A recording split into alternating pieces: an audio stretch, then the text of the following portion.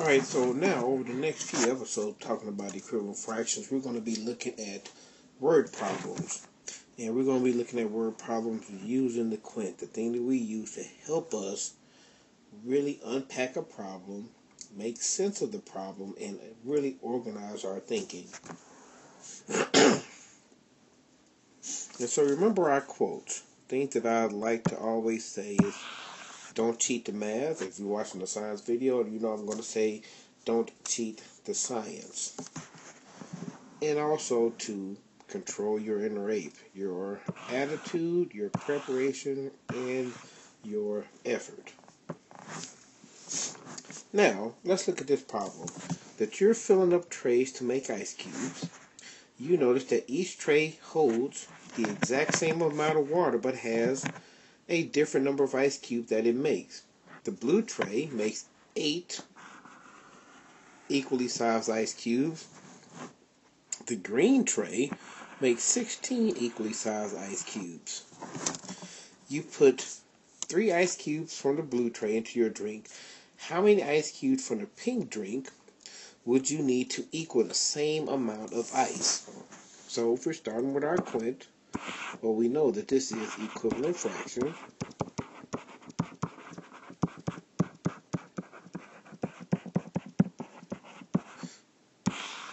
Our keywords are already highlighted.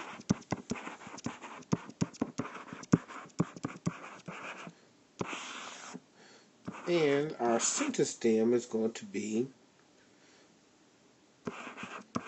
you would need blank ice cubes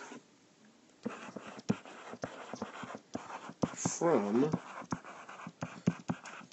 the green tray. That's supposed to be green instead of pink.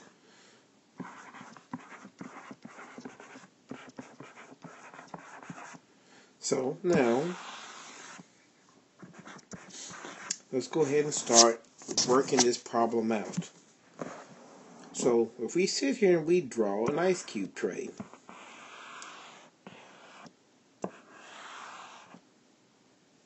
we're going to label this one blue. Then we're going to cut it into where we have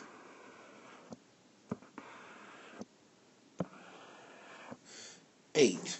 Now right here up under the bottom, we're going to have our little drink. And so they said that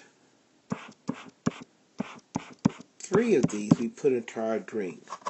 So right now we have 3 of those blue ice cubes in our drink. Now we want to have the same amount from the green tray. Now remember from my videos that whatever we do to the denominator, we have to do to the numerator. But the easiest way to see equivalent fractions is to always draw pictures. So right now we're looking at 2 equal trays, but both of these are in 8s.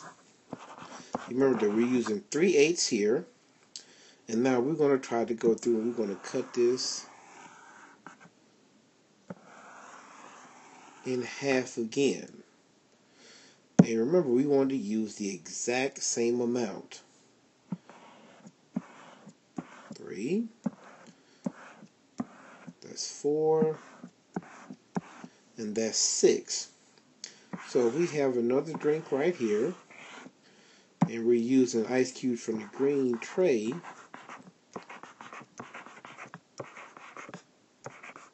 That we would have 6 of those 16 ice cubes that's in the green tray. You remember, what do we do? You remember what we have to do to make these represent the same fraction? That we have 3 of 8s here, and we have 6 16s here. So what do we do? In the blue tray we had 8 ice cubes, and in the green tray we doubled the number of ice cubes in that tray. So we multiply times 2. Remember, whatever we do to the top, whatever we do to the bottom, we have to do to the top.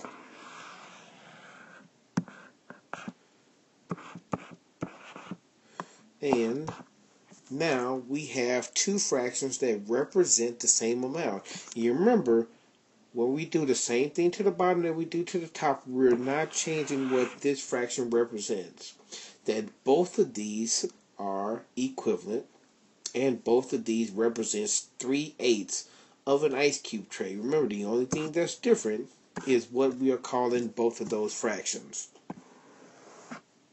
So, for our answer, that we will need 6 of the ice cubes from the green tray. And, well, that's it. That is the end of our lesson. We will have another word problem that I am going to put up for you a little bit later.